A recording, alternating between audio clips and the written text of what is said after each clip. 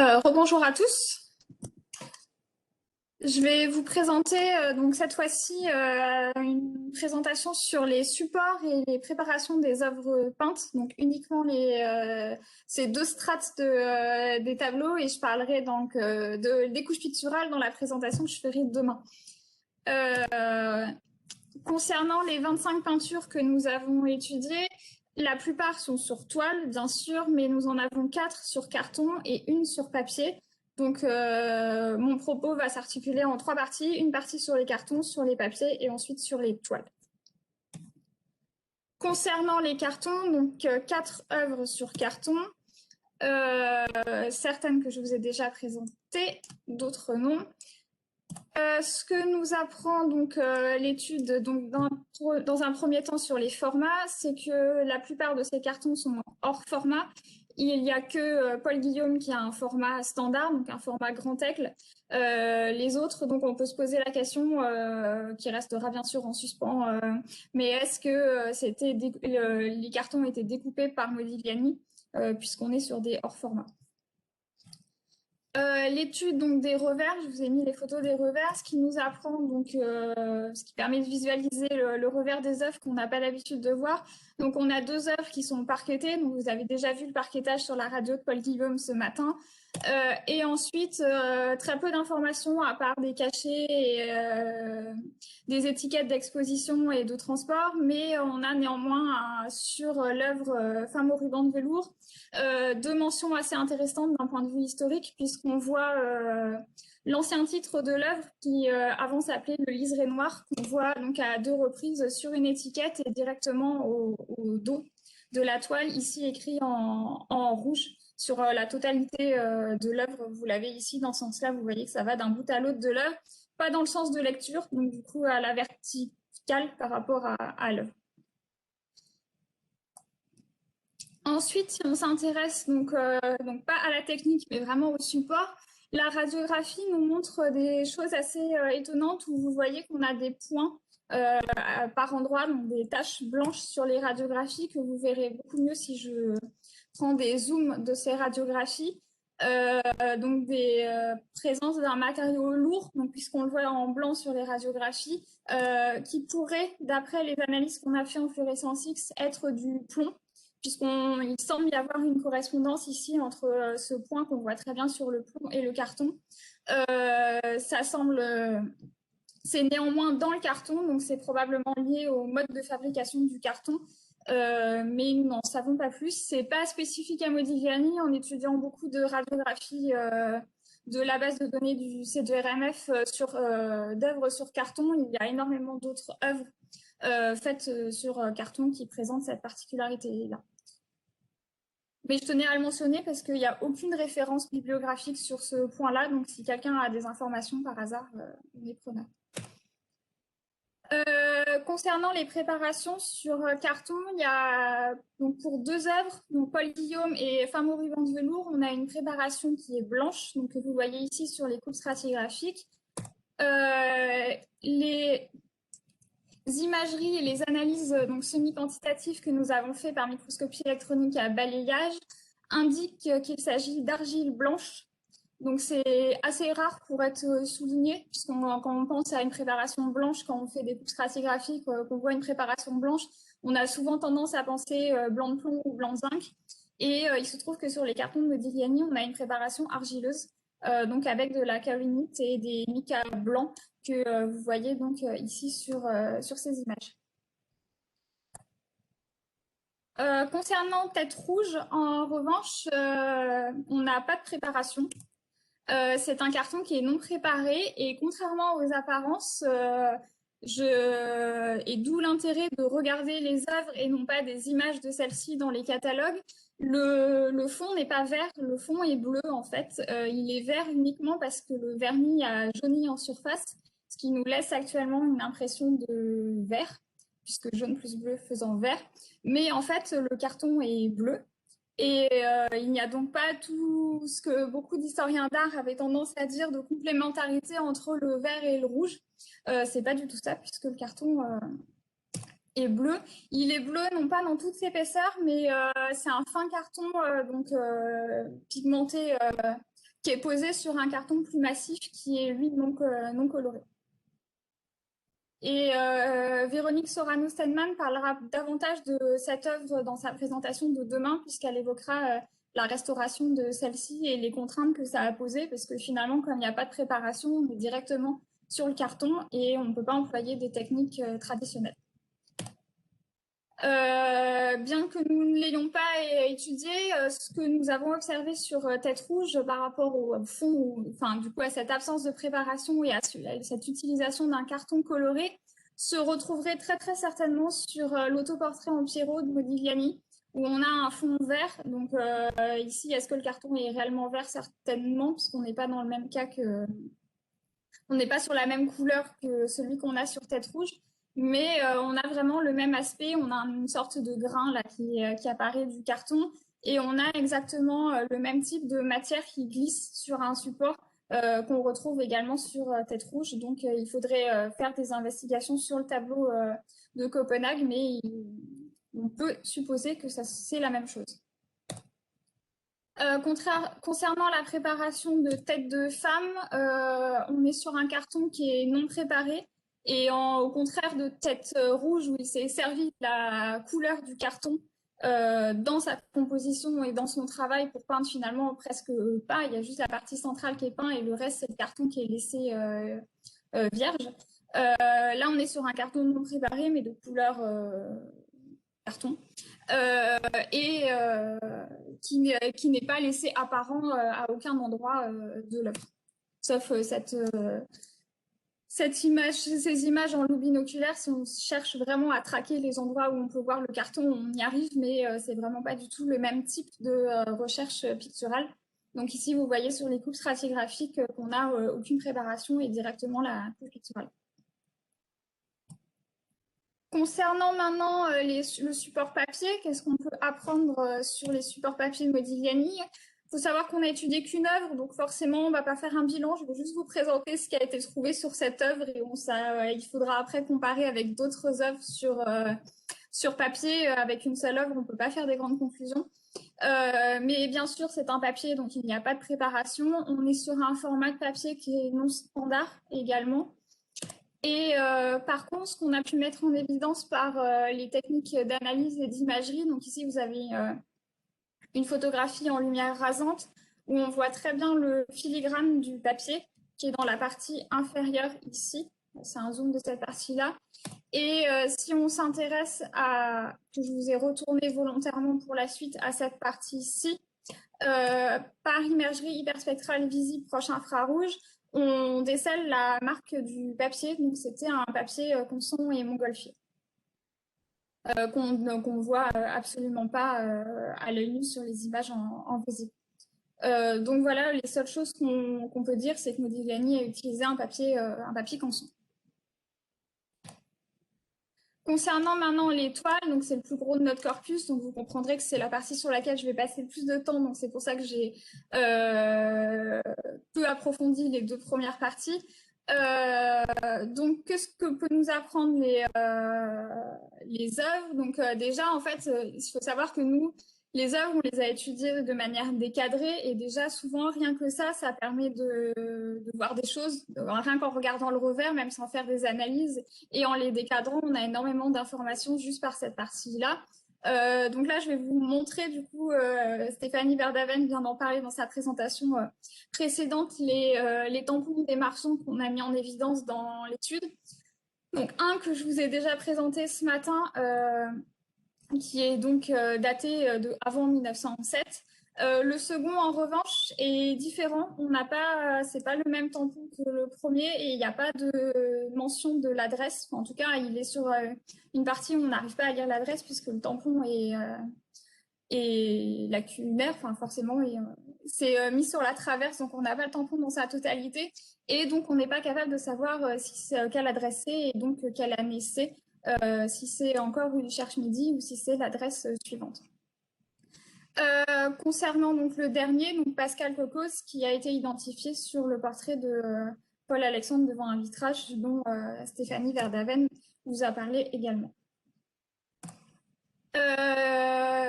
Marie-Amélie vous a parlé, donc je vais aller très vite sur cette partie-là, sur également ce que peut nous apprendre le revers, avec des mentions, donc ici le portrait de Maud Abrantes, ou ce qu'on croyait en tout cas être le portrait de Maud Abrantes, puisqu'elle vous a très bien expliqué que c'était en fait Leontine Phipps et non Maud Abrantes, mais on avait mention au dos de ce premier nom et de ce nom d'emprunt, du coup, au dos de l'œuvre du lame, ce qui était inconnu avant d'enlever le dos protecteur de cette œuvre.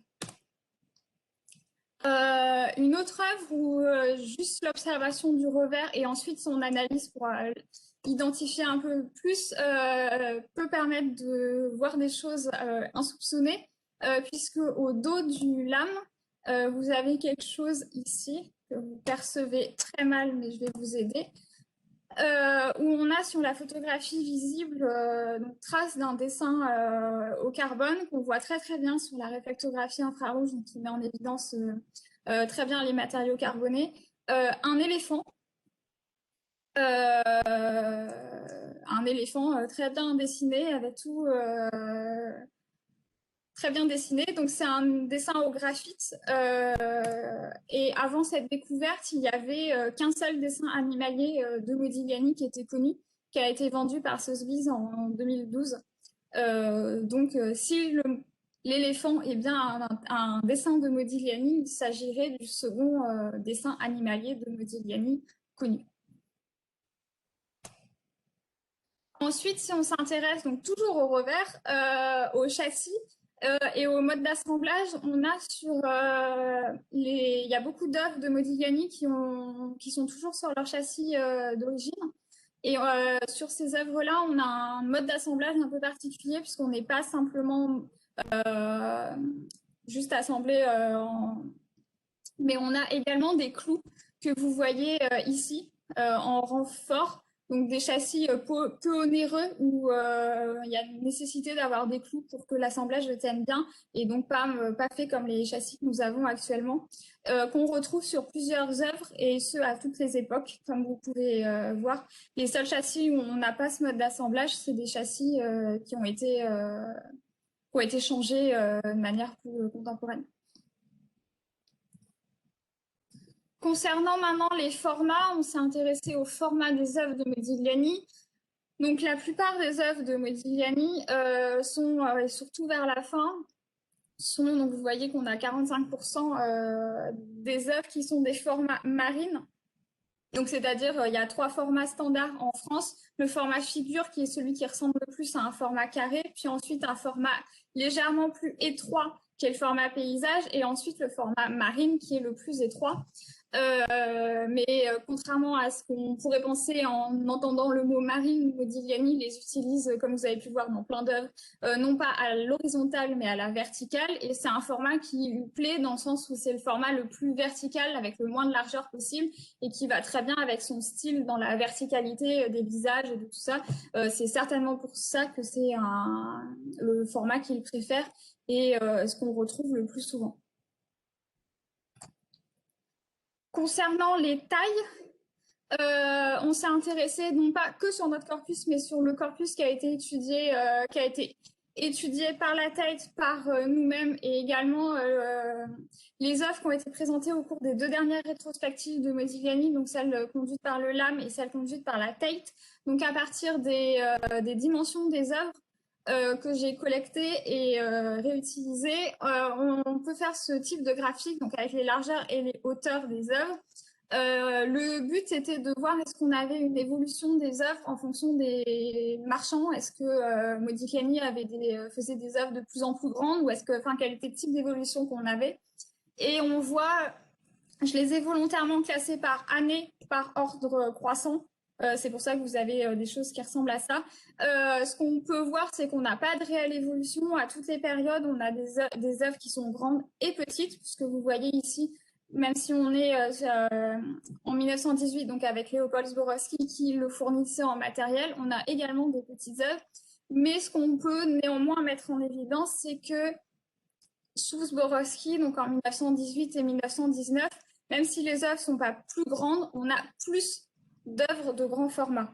Donc, on peut imaginer que c'est grâce à Zborowski et grâce à l'apport de matériel qu'il lui fait qu'on a plus de grands formats dans ces 2 dernières années de la vie de Modigliani. Si on s'intéresse maintenant à la trame de la toile, donc j'ai fait des images de chacune des toiles pour lesquelles c'était possible, puisqu'il faut savoir que certaines œuvres ont été rentoilées, c'est-à-dire qu'il y a eu une seconde toile à poser au dos de la toile originale. Donc dans ces cas-là, la toile originale n'est pas accessible. Donc quand c'était possible, j'ai fait des images de la trame de la toile. Ce qu'on peut mettre en évidence, donc c'est une très grande diversité dans les densités de toiles, puisqu'on voit ici des toiles très très grossières, ici des toiles beaucoup plus fines sur maternité. On a également sur nu à ciel à chemise l'utilisation d'une toile mixte, coton et lin. Et ce qu'on peut voir, donc je vous en reparlerai tout de suite après, c'est qu'on a sur ces deux œuvres-là un tissage très très similaire des œuvres en chaîne et en trame. On a un tissage, on dirait presque que c'est la même œuvre.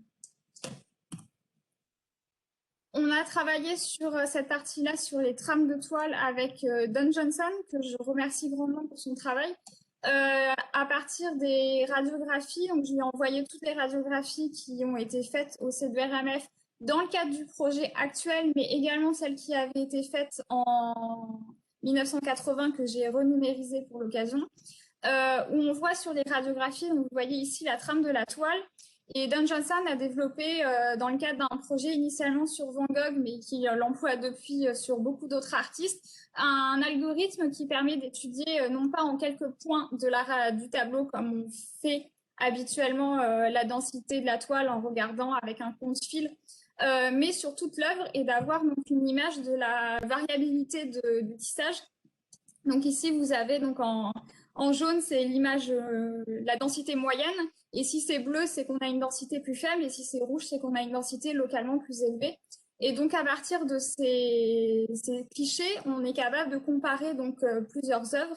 Son algorithme compare plusieurs œuvres et est capable de mettre en évidence si certains ont les mêmes défauts, puisqu'il s'agit de défauts si on a localement des, un tissage plus fin ou plus grossier à l'échelle locale et mettre en évidence si certaines œuvres pourraient provenir d'un même rouleau de toile. Donc c'est ce que nous avons, c'est ce qu'il a pu faire pour nous. Je vous présente uniquement celles où il y a des œuvres françaises, parce qu'il y a beaucoup de connexions qui ont été faites sur des œuvres américaines aussi et entre des œuvres américaines. Mais je vous présente celles où les œuvres françaises sont impliquées.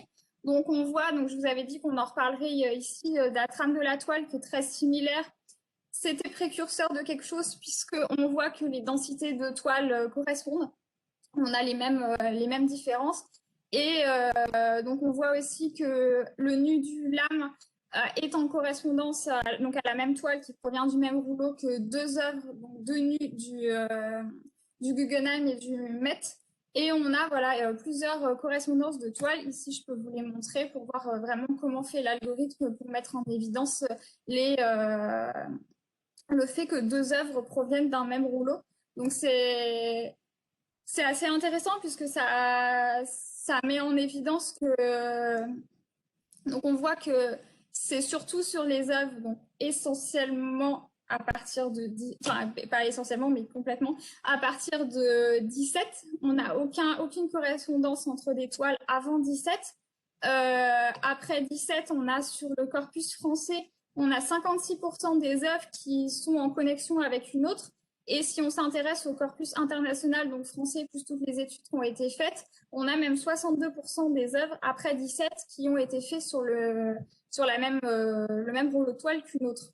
Donc c'est un pourcentage très très élevé et qui est à mettre en lien avec le fait qu'à partir de 1917, c'est Léopold Zborowski qui devient son marchand. Et il y a forcément un lien de cause à effet entre ces deux événements, puisqu'on voit que Léopold Zborowski a l'air de le fournir en matériel, ce qui n'était pas le cas de Paul Guillaume, qui était son marchand précédent. Si on s'intéresse maintenant à la trame de la toile, donc à partir de l'algorithme, on peut extraire les chiffres donc le nombre de fils qu'il y a par centimètre en chaîne et en trame. Ce que je vous ai représenté ici, donc pour toutes les œuvres qui ont été étudiées. On n'a pas, donc quand c'est Sborowski, on a certes des toiles légèrement plus, enfin plus de toiles plus grandes, mais en l'occurrence, on n'a pas de toile de meilleure qualité puisqu'on voit que les densités sont, il n'y a pas une réelle évolution avec une droite très très linéaire qui montrerait vraiment une différence entre Paul Guillaume et Léopold Sborowski. On voit cependant que les trois œuvres, donc qui correspondent à ce match-là, d'ailleurs avec Maternité, donc l'œuvre du même VP qui a été volée et cette œuvre du Met. Donc ces trois œuvres-là qui sont un petit peu à part dans le corpus, puisqu'on voit que c'est les trois seules qui ont une densité aussi serrée. Mais sinon, on a à peu près une densité constante et on ne peut pas vraiment dire qu'on a une qualité de toile qui s'améliore énormément quand c'est le Sborowski. Concernant les techniques de mise en œuvre, on sait que Modigliani avait tendance à accrocher des œuvres au mur. On en a trouvé des traces sur les œuvres. Donc, vous voyez ici trois exemples différents où sur Antonia, on a des traces de punaises sur trois des angles. Donc, celui-ci a été masqué ensuite par une restauration. Mais trois des angles, on a des traces de punaise, donc qui prouvent qu'il l'a punaisé, mais après l'avoir peint, certainement. Ce qui est en tout cas certain que c'est après l'avoir peint, c'est sur l'œuvre de Paul Alexandre au vitrage, où on voit les marques des punaises, où on voit qu'il l'a punaisé sur une matière encore fraîche, puisqu'on voit que ça a amené la matière picturale au moment où il l'a punaisé. On voit des traces de frottement ici. Donc c'est assez étrange, on se pose des questions sur comment est-ce qu'il faisait vraiment dans son atelier, quelles étaient ses pratiques, parce que si l'œuvre il l'a punaisé après l'avoir peint, comment est-ce qu'il l'a peint, puisque du coup ça veut dire qu'il l'a pas peint sur un châssis, puisque sinon il n'aurait pas eu besoin de la punaiser. Donc ça pose vraiment une réflexion qu'il va falloir mener d'un point de vue international pour voir ce que d'autres ont trouvé et est-ce que nous tous on arrive à comprendre un petit peu mieux ces pratiques d'atelier. Mais en tout cas, voilà, c'est un témoignage qu'il nous laisse sur ces tableaux qu'il faut maintenant à nous de les interpréter. Et sur Viking et Gölling, c'est encore plus étrange puisque les clous sont encore présents. Donc Viking et Gölling, je vous ai montré qu'il y avait un paysage sous-jacent et on voit que les clous sont peints en vert, donc du coup qu'ils ont été appliqués avant qu'ils réalisent le paysage, puisqu'il les a peints au moment où il fait le paysage. Mais on a toujours ces clous, donc ça veut dire qu'ils sont dans le châssis. Les clous, ils sont au revers du châssis, ils sont repliés. Mais on ne comprend pas bien leur présence parce que du coup, s'il a peint sur un châssis, pourquoi avoir mis des clous? Et ça pose vraiment un vrai questionnement, la présence de ces clous sur Viking et Gölling, et ça reste pour l'instant une énigme. D'un point de vue toujours technique de mise en œuvre, il y a deux toiles qui sont aussi intéressantes où on voit que sur buste de femme, on a très clairement un changement de composition et un changement de format plutôt, qu'on voit très nettement donc sur les bords, puisqu'on voit qu'il a peint une préparation initialement beaucoup plus grande et qu'après ça a été remis sur un châssis plus petit que ce qui était prévu initialement. Donc on pourrait se dire qu'il l'a peint sans être sur un châssis, mais pourtant on a des traces de coulure en haut de l'œuvre, donc qui tendent à penser qu'il n'a pas pu peindre ni à plat ni verticalement, puisqu'on a ces coulures. Et une autre œuvre où on a des traces du fait qu'il ne l'a pas peint sur châssis, c'est sur Germaine-sur-Verge, où on voit ici que la signature est à cheval entre la peinture et le bord. Donc clairement, l'œuvre a été tendue sur châssis après avoir été exécutée.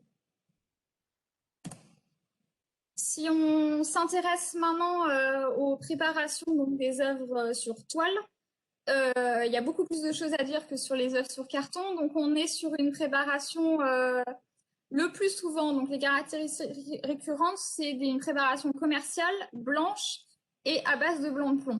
Mais bien sûr, qui dit règle dit également exception. Donc je vais vous parler des quelques exceptions que nous avons mis en évidence à cette règle. Donc la première, c'est certaines œuvres sont sur préparation non commerciale. Comment est-ce qu'on le décèle? C'est-à-dire que dans ces cas-là, on a juste la toile qui est ensuite préparée par Modigliani à la dimension qu'il souhaite et non par un marchand, c'est-à-dire sur toute la surface. Et on voit ici que la toile est non préparée sur les bords, donc signe que initialement la toile n'était pas préparée, que Modigliani l'a juste préparée à la dimension qu'il souhaitait. On a ça sur Jean-Baptiste Alexandre au crucifix, mais également sur le portrait de Moïse Kissling, qui est beaucoup plus tardif, puisqu'il est de 1916. Donc deux exemples d'œuvres avec des préparations non commerciales à deux périodes très différentes. Et on y reviendra plus tard, mais on se pose la question pour le nu assis, est-ce qu'il s'agit d'une préparation non commerciale? Concernant les exceptions, donc sur la couleur, je vous ai dit que la plupart des œuvres étaient sur préparation blanche. Dans notre corpus, on a deux exceptions. Donc la première est Viking Egeling, qui est peinte sur une préparation grise qu'on voit à certains endroits de la composition sur les bords. Et le nu assis à la chemise, donc toujours aux lames, qui est peint, lui, sur une préparation gris bleuté, donc pas du tout la même couleur que Viking Egeling que je viens de vous présenter.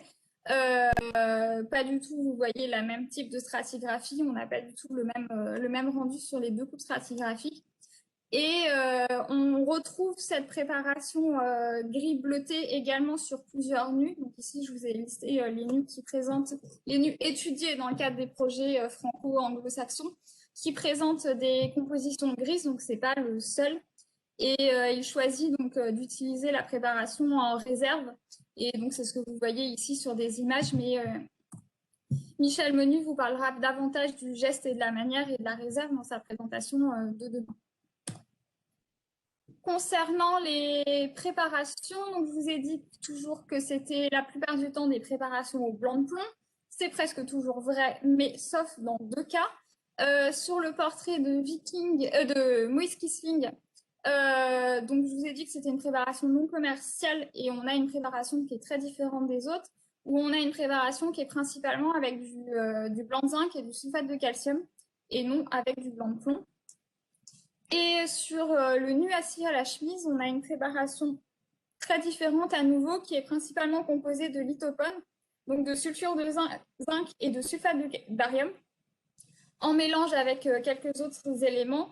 Et ce qui est assez intéressant, c'est qu'on voit en fait qu'on a une préparation sur le nu assis à la chemise qui est différente de celle qu'on a sur les autres nus à préparation grise. Et c'est ça qui pourrait nous inciter à penser que ça pourrait être une préparation non commerciale, puisqu'on a des variabilités dans la composition chimique, mais ça reste une hypothèse.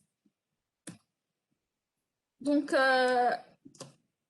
pour conclure, ce que nous apprend finalement l'étude des revers et des préparations, donc sur les revers, on est capable, en étudiant les œuvres, donc de visualiser donc, les tampons des marchands, des mentions manuscrites et des dessins inédits. Donc c'est vraiment une vraie avancée pour un point de vue histoire de l'art d'être capable de mettre à jour toutes ces informations un petit peu cachées. On voit que Modigliani utilisait des châssis, que ces châssis originaux étaient de facture plutôt modeste.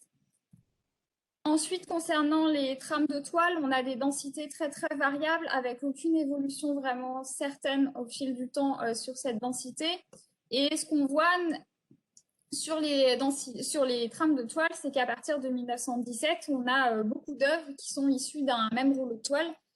Donc la collaboration que nous avons menée avec Don Johnson de la Rice University. Et donc c'est à mettre en lien avec le fait que Sborowski commence à être son marchand à partir de 1917, où on voit qu'il était vraisemblablement fournisseur de matériel artistique, et aussi bien quand il est à Paris que quand il est dans le sud, puisque certains matchs que je n'ai pas précisé tout à l'heure, mais notamment celui que vous avez ici illustré, correspondent à des œuvres qu'il peint quand il est dans le sud. Donc on voit que Sborowski lui envoie des rouleaux ou en tout cas des longs métrages de toile à cette période. Et avant 1917, donc, on n'a aucune connexion entre des œuvres, donc aucune œuvre n'a été faite à partir d'un même rouleau de toile jusqu'à maintenant à notre connaissance, parce que tout peut bien sûr évoluer si d'autres musées radiographient leurs œuvres, peut-être que ça changera ce résultat, mais jusqu'à maintenant c'est comme ça. Et donc le fait qu'il n'y ait pas ça et qu'aussi on ait beaucoup de compositions sous-jacentes à cette époque-là, on peut également se poser la question de, tout comme Léopold Sborowski semblait beaucoup fournir Modigliani, que le fait que Paul Guillaume était peut-être au contraire peu généreux, ou en tout cas qu'il ne le fournissait pas en matériel artistique, ne le fournissait pas de cette manière-là. Concernant la préparation, donc, ce qu'on a pu découvrir, c'est que donc, premièrement pour les cartons, on n'a pas toujours une préparation. Donc certaines fois, on a une absence de préparation, comme je vous ai montré sur tête rouge. Donc ce carton pas vert mais bleu. Ou si on a une préparation argileuse à base d'argile blanche, ce qui n'était pas connu jusqu'à maintenant, puisque à ma connaissance, je pense qu'aucune œuvre sur carton n'avait été étudiée jusqu'à maintenant. Et concernant donc les préparations des œuvres sur toile, on est principalement donc, sur des œuvres de préparation préparées commercialement de couleur blanche et avec une préparation à base de blanc de plomb. Donc voilà pour ce qu'on peut dire sur les supports et les préparations des œuvres de Modigliani. Merci pour votre attention.